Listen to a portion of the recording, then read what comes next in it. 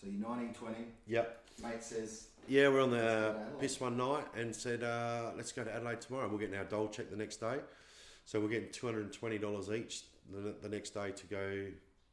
Well, this is our big idea to come to Adelaide. So we went and bought train tickets. I think it was $70 to come to Adelaide back then. And so we went down that morning with our dole checks, bought $70. We had $440 between us.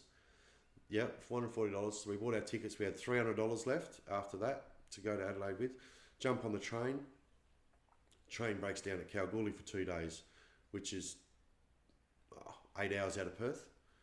So it breaks down there for 2 days and we got $300 and all that's in Kalgoorlie is pubs.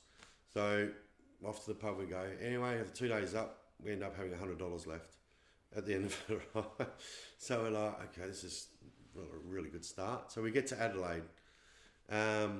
We go out, we say, right, we didn't know where we pulled up at this train station. We didn't know where we were. And we said to the taxi driver, take us to the nearest pub, please, like nearest hotel, the cheap accommodation. And knowing now, that taxi driver just ripped us. He took us the absolute other side of the town, like just ridiculous anyway, but that's how it all worked back then.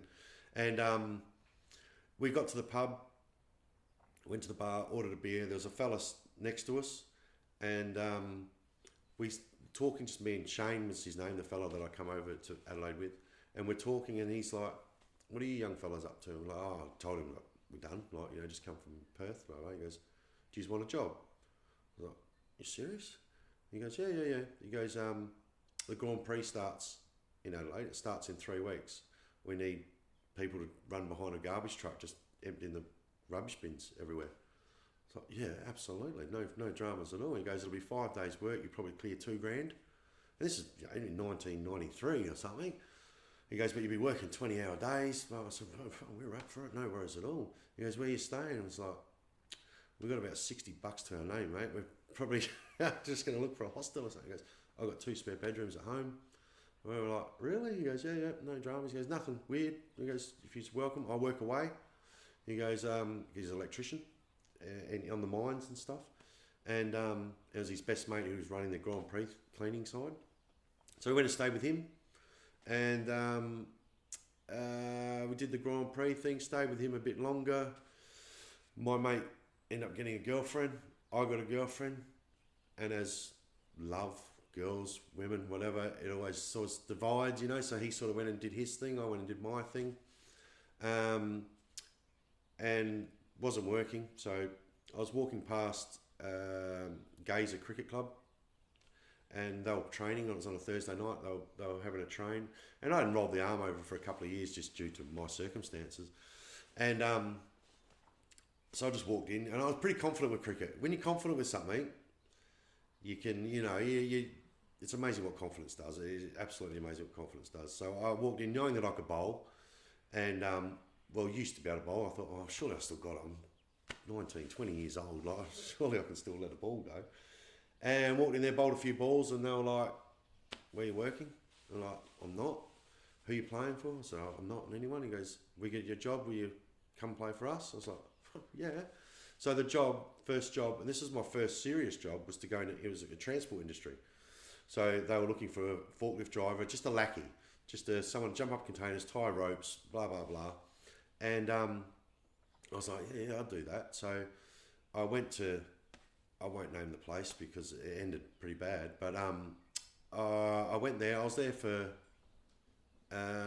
7 years. I ended up staying at this place, working for, and slowly made my way from tying ropes, putting gates up, to supervisor, to nearly manager. Sort of, I was 100% going towards that sort of side of things, and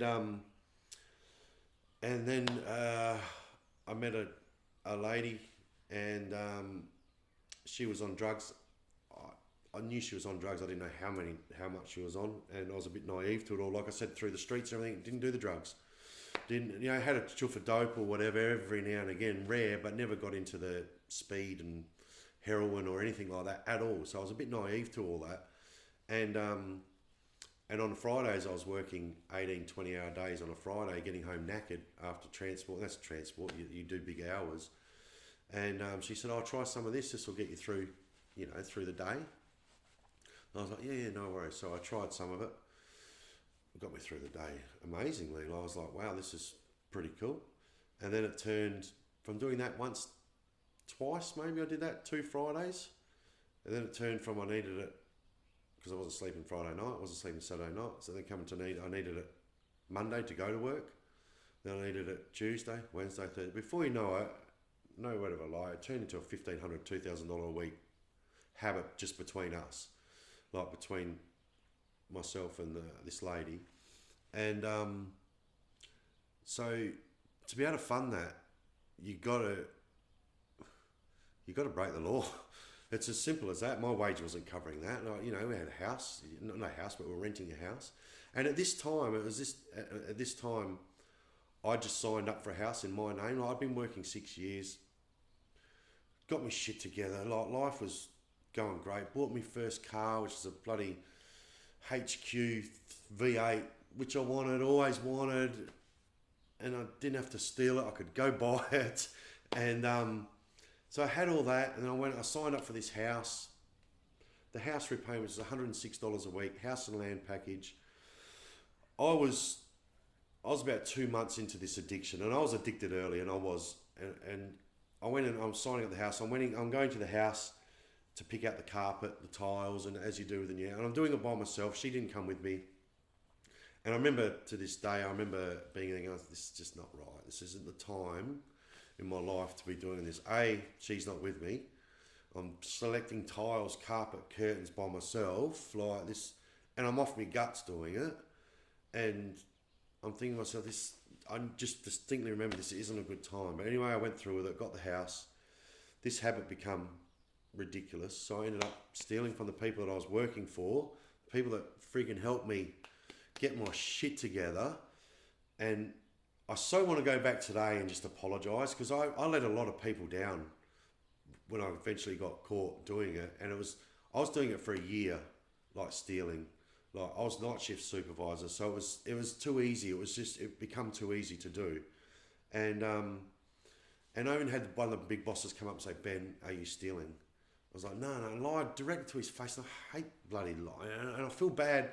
I only thought about it the other week, and I think about it regularly, that I try looking for him on Facebook, because I just want to apologise, for one, for lying, and two, for letting them down, because they backed me 100%. And eventually, I was at work, and one of the big bosses was just to the left of me and said, I heard him on the phone saying the police are going to Ben's now. I don't know if he knew I was there or whatever. I was like, I'm done. So I got off the forklift. I was still loading containers, but night shift supervisor, organising where containers go to Alice Springs and all that sort of stuff.